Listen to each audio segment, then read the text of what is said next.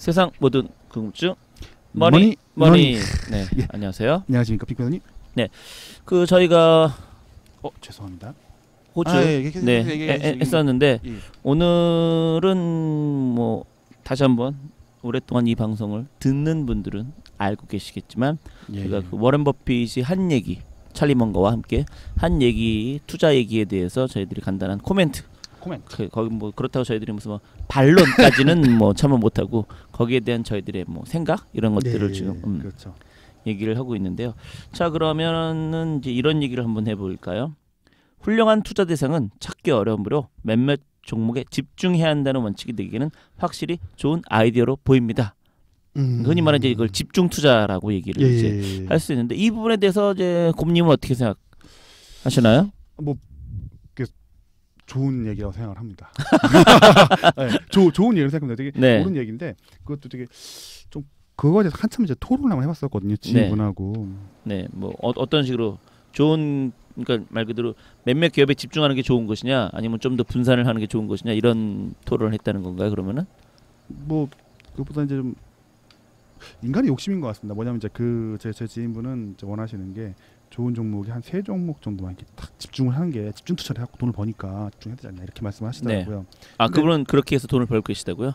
이제 그렇게 하고 싶어 하십니다. 그렇게 하고 싶다고요? 투자를 하고 계십니다. 네네. 하고 계시는데, 근데 옛날에 집중 투자라는 책을 읽어보니까 거기서 권하는 집중 투자는 뭐 15종목 정도, 30종목 정도 집중 투자로 부르더라고요. 그 이 부분에 대해서는 저희가 방송을 얘기를 했잖아요. 미국 워낙 이제 기업들이 많으니까 그 정도가 이제 집중 투자다라는 얘기를 하긴 했었잖아요. 네. 근데 저는 이게 집중 투자 얘기 나올 때마다 항상 이제 그런 생각을 하죠.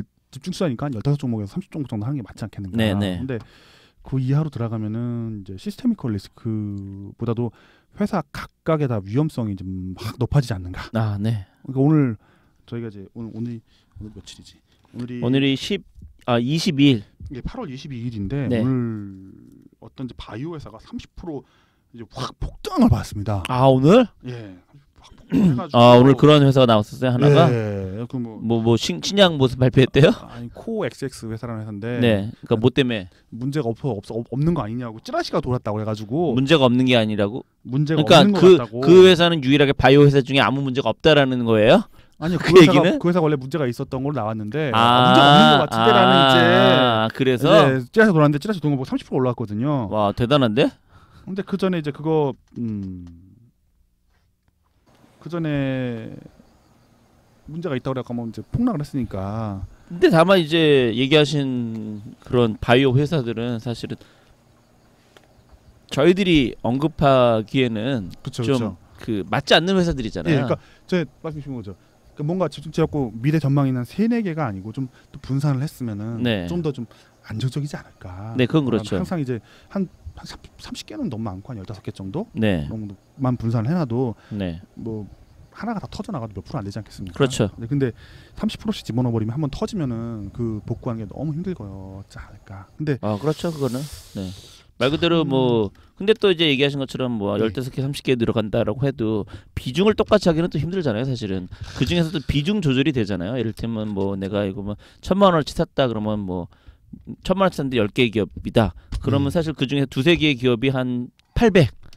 이거 나머지 한 7-8개의 기업이 200 들어가 있으면 사실은 그 2-3개의 기업에 의해서 내 모든 수익률은 좌지우지되잖아요. 근데 대부분의 사람들은 솔직히 뭐 그런 식으로 투자를 하지, 얘기하신 것처럼 10개 기업이니까 한 기업당 100만 원씩 들어간다 이런 식으로 투자를 하지는 않잖아요. 사실. 그러니까 볼 때마다 좀 너무 아쉽습니다. 이게 좀 분산이 좀 잘 돼 있는 포트폴리오 같은 경우는 되게 안정성을 가져와 줄 건데 너무 집중력이 높은 게 아닌가. 버핏은 신과 같은 투자 능력이 있으니까 그게 가능하지만 일반인에게 그런 집중 투자는 매우 변동성을 높이는 것이 아닌가. 많이 벌 수도 있겠지만 많이 또 잃을 수 있잖아요. 전 시장이 되게 좋다고 생각합니다. 돈을 벌 수 있는 정말 좋은 곳인데 자본주의에서. 근데 위험성이 너무 높다 보니까 이 장기적인 생존을 담보할 수 있을 정도 안정성을 가져오기 좀 어렵고. 근데 그렇게 치면은 곰님이 얘기하는 거는 그 보통 이제 요즘 그 투자 방법 중에 지금 얘기하신 게 결국에는 이제 그거잖아요. 1,000만 원어치 100만 원으로 딱 10개를 들어간 다음에 그걸 이제 용어가 뭐지까? 용어가 생각이 안 나는데. 분산 투자 말고 포트폴리오. 단순하게 뭐 6개월에서 1년마다 재평가를 해서 다시 돈을 자산 이제 배분. 자산 배분 이렇게 영어로 뭐라 그런 것 같은데 그런 식으로 투자를 하는 게 요즘 그 하는 게 약간 그 많이 얘기들을 유행인가 보네요. 유행까지 얘기를 많이 하잖아요. 왜냐면 그래야지만 얘기하시는 그 분산도 되고 또 리스크를 또 해체해주면서 이제 말 그대로 이제 뭐 1,000만 원 얻는데 1년에 1,200만 원이 되었다. 근데 그 중에서 어떤 기업은 마이너스가 났고 어떤 기업은 플러스가 됐다라고 하면 플러스가 된 기업을 팔아서 마이너스 됐는데 넣어가지고 밸런스를 계속해서 맞추면서 매년 이렇게 자산을 증식하는 그런 것들이 요즘 많이 이제 그 얘기하신 것처럼 포트폴리오식으로 이렇게 해서 하는 그런 책들도 사실 요즘 뭐 꽤 많이 나와 있고 또 그런 식으로 해서 그거를 이제 이 방법이 맞는지 틀리는지에 대해서 한마디로 말해서 과거에 있는 그런 걸 이제 그 실제로 투자했다라는 가정하에 이제 포트폴리오를 짜가지고 이제 그 수익률을 사람들한테 보여주기도 하잖아요. 그래서 뭐 그쵸? 어떤 거는 뭐 그러기 위해서는 다양한 이제 사실 포트 1번 포트, 2번 포트, 3번 포트 해가지고 1번 포트는 예를 들어서 뭐 ROE는 15 이상, 뭐 PER은 뭐 몇 이상, 뭐 이런 식으로 두 번째는 뭐 샤프지수 얼마 뭐 그런 식으로 해서 딱 해서 사실 포트폴리오를 이렇게 돌려봐서 어느 포트가 제일 수익이 뭐 10년을 굴렸더니 제일 안정적이다 그러면은 요게 검증되어 있으니까 투자를 할 땐 요거에 필터를 해서 이제 이런 거에 가장 그 대표적인 게 그 작은 책이라고 표현하는 그 책 있잖아요. 네, 그 책이 사실 대표적인 거잖아요. PER하고 PBR하고 해서 가지고 이제 그 두 개를 합쳐가지고 가장 그 순위 1위부터 20위까지 해서 1년 공식. 네, 1년마다 이제 하는 그게 이제 사실 가장 대표적인 방법인 거잖아요. 그렇게 치면 이제 곰님이 얘기하는 거는 이제 그런 거에 좀 더 이제 근사한 거잖아요. 그렇게 치면. 그렇게 거기는 좀 기계적으로 좀 하는 거고. 네, 전 좀 분산을 했으면 좋지 말 그대로 이제 그런 것들은 거의 기계적으로 사실 하잖아요. 그쵸. 이제 이런 집중 투자라는 건 사실 기계적이라는 것보다는 이제 인간의 가치 판단이 많이 사실 들어가는 거죠. 그렇게 치면은 아무래도 그 중에서도 내가 좀 더 이제 비중을 두는 기업이 있는 거고, 그래서 그 기업이 잘 나갔을 때 내가 좀 더 수익이 나는 거고, 그렇지 않으면은 젠장이 되는 거고, 뭐 이런 식으로 네 그렇잖아요. 좀 안정성을 좀 높였으면 좋겠다는 생각을 해보는데 이게 참 인간의 본성에 반하는 것 같습니다. 아 힘들죠 사실은. 네, 인간이 그렇게 투자하는 거는 정말 괴로운 일인 것 같아요. 그게 사실 둘 다 힘들죠. 어떤 두 가지 방법이 다 힘들다는. 사실은 말씀하신 것처럼 얘는 수익이 났고 얘는 마이너스 났을 때 얘를 이제 사실 그 중에서 몇 개를 팔아서 마이너스가 되는 대로 돈을 넣는 거잖아요. 그렇죠. 네, 그게 사실 생각보다 인간 본성에 반하죠. 어렵죠. 인간 본성에 반하는. 네, 왜냐면 올라갈 걸 더 올라갈 것 같기도 하고, 그렇죠. 내려가려면 더 떨어질 것 같기도 하고, 차라리 내려갈 걸 다 팔고 그렇죠. 새로 기업을 하나 포트를 짜던가, 아니면은 이 내려간 걸 다 팔아서 잘 나가는 놈을 더 사거나, 사실은 그러고 싶은 마음도 솔직히 있고 그런데 이걸 기계적으로 10개 기업을 한 사실은 3년에서 5년 계속 갖고 간다는 얘기잖아요. 그러면서 계속 돈은 똑같이 비중을 이제 그렇죠. 흔히 그런 걸 뭐 가정평균 이렇게 해가지고 이제 끊임없이 하잖아요. 뭐 이제 저는 이제 그냥 단순히 10개 기업을 한 거고, 그런 책들을 읽어보면 이제 그렇게 해서 6개월 또는 이제 그 1년마다 포트를 계속 짜죠.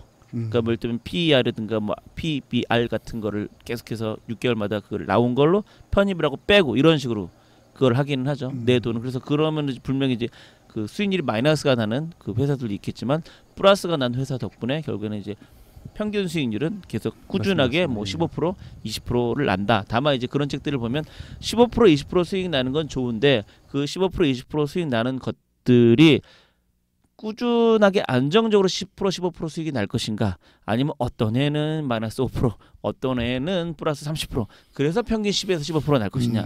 그거는 이제 또 이제 각자의 투자 성향에 따라서 선택해라 뭐 이런 식으로. 하지만 이왕이면 꾸준한 그런 투자 수익률을 보이는 게 훨씬 더 마음 편하게 투자할 수 있는 거 아니냐. 그런 측면에서는 뭐 그 가중 평균 이런 거를 좀 더 이렇게 해서 뭐 이런 식의 책들이 요즘 사실 상당히 많이 나와 있으니까요. 네. 이게 참 좀 걱정이 되는 게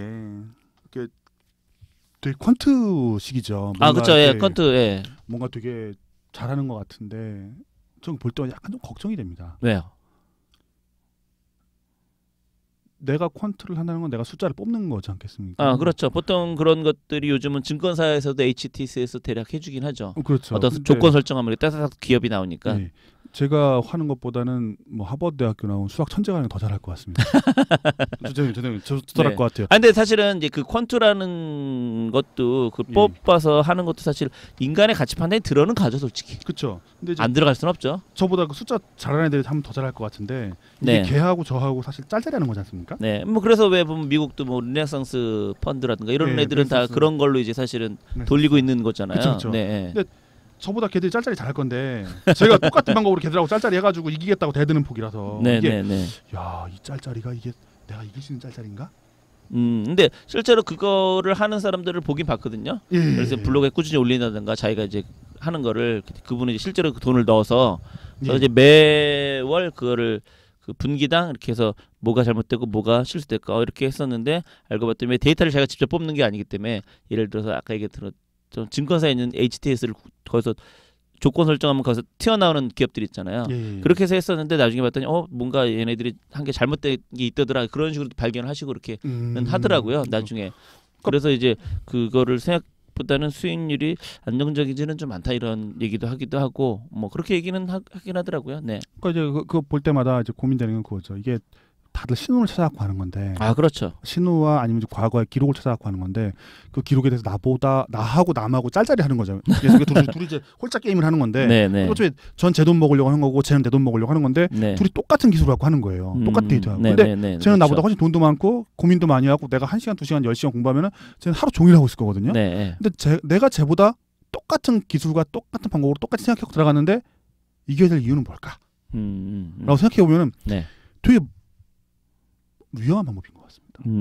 그러니까 이게 뭔가 합리적으로 생각을 해보면 제가 합리적으로 생각하면은 남과 다르게 생각하라는 게 원칙인데 투자에 네. 남과 똑같은 도구 그것도 남보다 못한 도구를 가지고서 그 도구의 최극단에 서 있는 사람들한테 이기려고 대든 게 맞을까?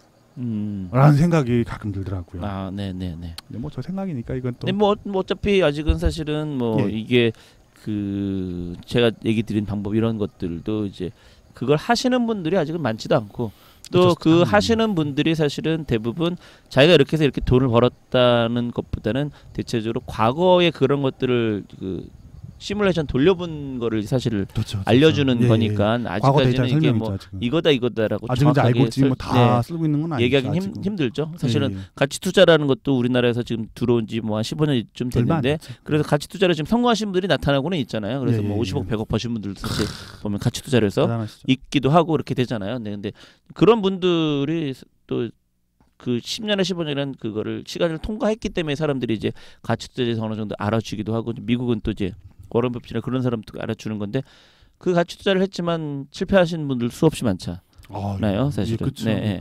없어진 분들이 더 네. 많죠. 그러니까 결국엔 뭐 성공은 극소수고. 뭐 가치 투자가 뭐 정답이다 이거 정답이다라고 하기에는 사실 뭐 이렇게 지면 이제 살아남아서 돈 버는 인간이 정답인 거죠. 살아남은 사람 자기가 왕이죠. 네. 차트 투자를 했건 뭘 했건 간에 살아남으면 네. 되죠. 예, 맞는 흔히 말씀. 말해서 무슨 뭐 틱틱이식으로 해서 초당 막 이렇게 해서 했건 어쨌든 살아남아서 돈 벌었으면 그 사람이 사실은 성공이기는 한데 이제 그나마 이제 가치 투자가 좀 더 이제 그 수익률 측면에서 또 안정성 측면에서 좀 더 낫지 않냐라는 게 이제 대체적으로 일반인들이 할 수 있는 가장 그 좋은 방법이 아니냐라고 해서 사실은 지금 이제 하고 있는 거긴 한데요. 그렇게 칠 때는 이제 몇몇 쪽에 집중한다는 것을 치면은 저는 약간 좀 그런 편이긴 합니다. 그러니까 아까 얘기한 것처럼 전문가는 그렇게 하는 게 맞다고 생각합니다. 1,000만 원이 들어왔다 그러면 이제 뭐 두세 종목이 좀 더 많이 비중이 크고 나머지 정도는 좀 이제 약간 테스트라든가 아니면은 좀 한번 괜찮은데 한번 사 볼까라고 해서 이제 그런 식이 좀 더 많다 보니까 네. 그렇다고 해서 뭐 사실은 뭐 수익이 좋다 그건 아니죠. 지금 이 시장에서 전부 다 파란색이니까 네. 그렇죠. 정말 어려운 장입니다. 네, 뭐 쉽지 않은 것 같습니다. 네, 뭐 이런 때 전부 다 파란색인데 무슨 뭐 전문가가 자시고 뭐 수익률이 자시고 뭐 감히 어디서 얘기를 해? 네. 정말 무서웠어. 오늘 이 2019년 8월 22일인데 네. 오늘도 코스피가 0.69% 빠졌습니다. 아, 떨어졌구나. 예, 참 슬픈 일입니다. 그렇지만 내일은 또 오를 것 같습니다. 네. 어쨌든 뭐 늘 뭐 모든 투자라는 것은 단기보다는 3년 5년 정도는 최소 바라보면서 그렇죠.